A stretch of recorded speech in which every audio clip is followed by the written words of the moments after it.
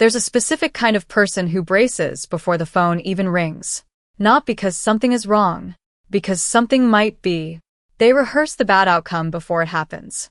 The diagnosis, the layoff, the silence that probably just means someone is busy, but that they read as someone being upset with them. They check the message twice, then a third time, looking for a tone that might not even be there. They walk into a good day already scanning it for the moment it's going to turn. And when nothing bad happens, they don't relax. They simply wait for the next possible thing. You probably know someone like this.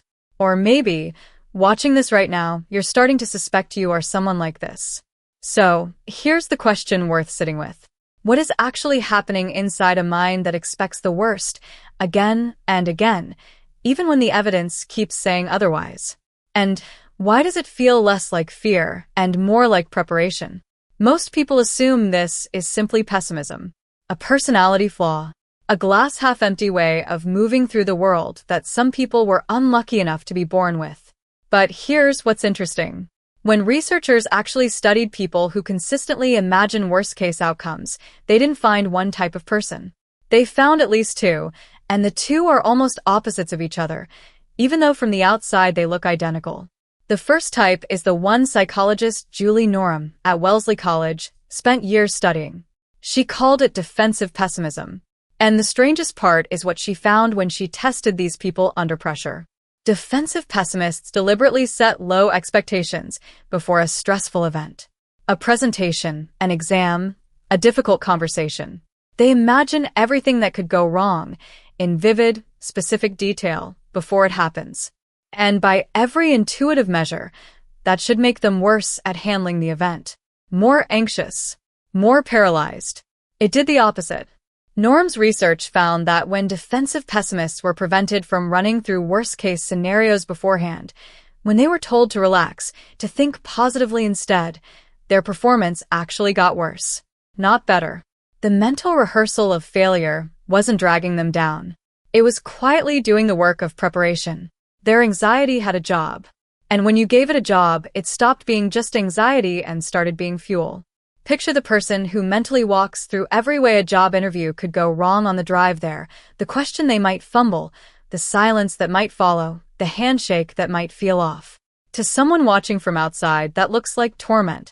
But by the time they sit down across from the interviewer, they've already met every version of the conversation that could go badly. Nothing left in the room can surprise them anymore. That's not fear running the show. That's fear doing something useful for once. That changes everything about how this looks from the outside. Because someone running every disaster scenario in their head before a meeting isn't necessarily spiraling. They might be doing the exact thing that lets them walk in steady. The worry isn't the problem. The worry is the tool. And it connects with something most people never talk about, that a mind bracing for impact is often a mind trying to protect itself from being caught off guard, not a mind trying to suffer for no reason. That's the first group. And already, it complicates the easy story. But there's a second group. And this one comes from somewhere very different, somewhere deeper, and honestly, somewhere sadder. There's also a third pattern hiding underneath both of them, one that shows up less in careers and exams, and much more in the people we let close to us. We'll get to that one too. At some point in your life, probably earlier than you can clearly remember, you learned that needing things was risky. Not because someone told you that, but because the room changed when you did.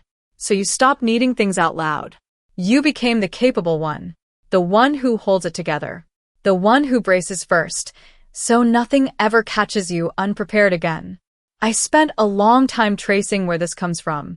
Everything I found is linked in the description and in the first pinned comment. Now flip it because this is where many stories actually diverge.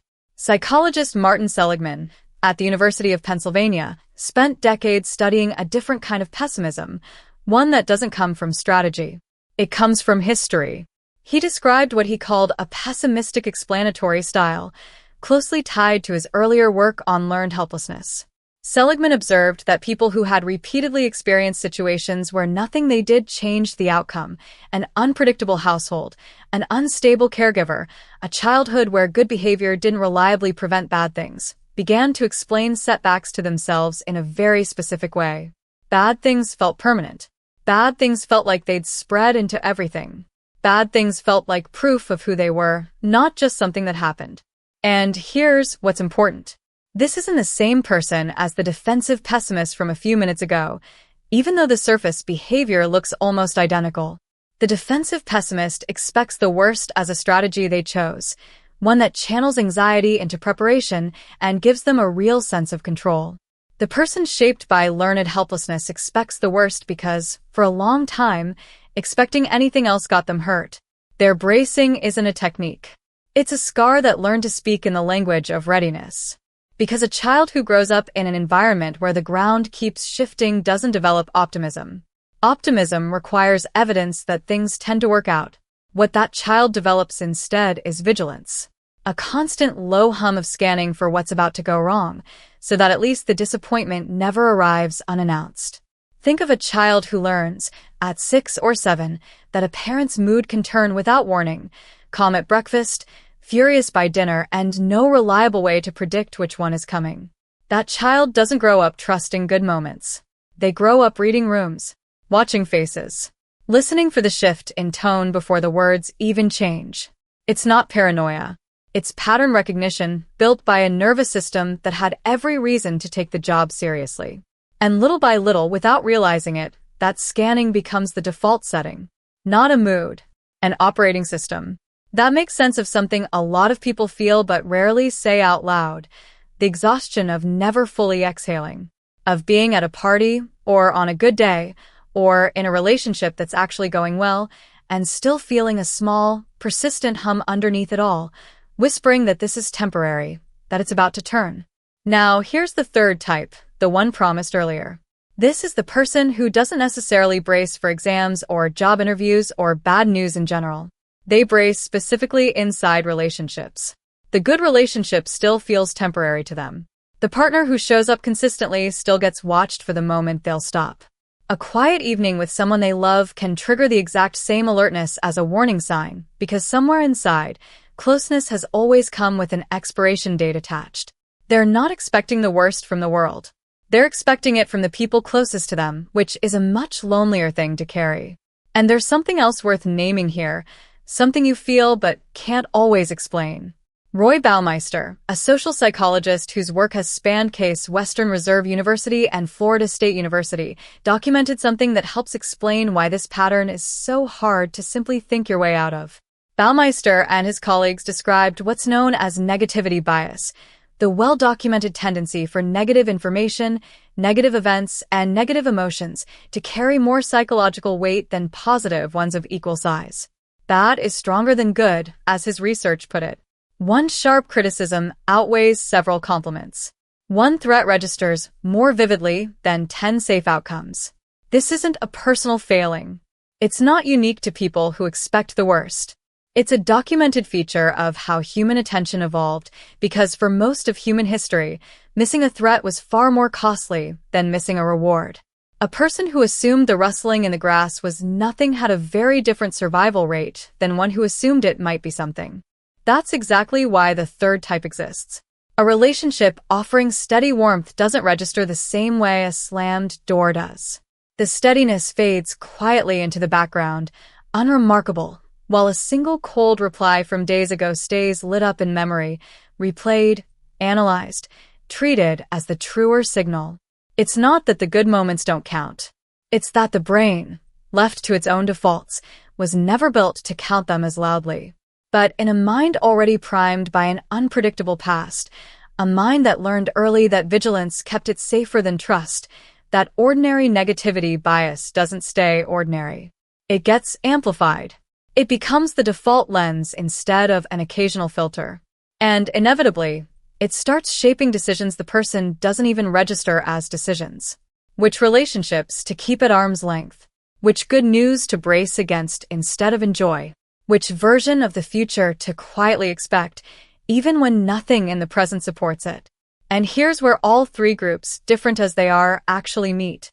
Because whether the bracing came from a chosen strategy, an unpredictable childhood, or a history of closeness that didn't hold, the body doesn't always know the difference. All three versions live in a state of low-grade alert. All three spend real energy preparing for things that, most of the time, never happen. And all three can look from a distance, like someone who simply doesn't trust good things to last, when what's actually happening underneath is far more specific than that, and far more understandable. But here's the empathy twist almost nobody offers. Expecting the worst, for a lot of people, was never about doubting the world. It was about refusing to be unprepared in it again. That's not weakness. That's a mind that adapted to something real, using the only tools it had at the time. Which raises the real question underneath all of this. Not whether someone should stop expecting the worst, but whether the reason they're doing it is still serving them, or whether it's simply the oldest habit they've never questioned. The shift doesn't happen all at once. It usually starts with a single moment, a conversation that goes better than expected, a phone that stays silent because everything is actually fine, a realization so quiet you almost miss it, that you've been bracing for a version of life that keeps refusing to arrive. If you're somewhere near that moment right now, I have something for you. Link in the description and in the first pinned comment.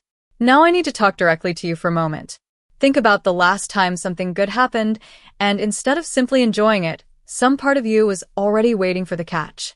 Ask yourself honestly whether that instinct has ever actually protected you the way it promises to, or whether it just made the good moments shorter than they needed to be. Ask yourself where you first learned that letting your guard down was dangerous. Not as blame toward anyone, just as information about a mind doing its best with what it was handed. Ask yourself, too, which version of this you actually carry. Are you the one who braces as a tool, using the worst-case scenario to walk into hard moments steadier? Are you the one who braces because the ground moved too many times before you had a name for it? Or are you the one who braces specifically with the people you love, waiting for the warmth to run out the way it always seemed to before? And ask yourself this, quietly, without needing an answer right now. If you'd grown up somewhere the ground didn't move, would you still be bracing like this? Or is this less about who you are and more about what you survived? None of this means something is wrong with you.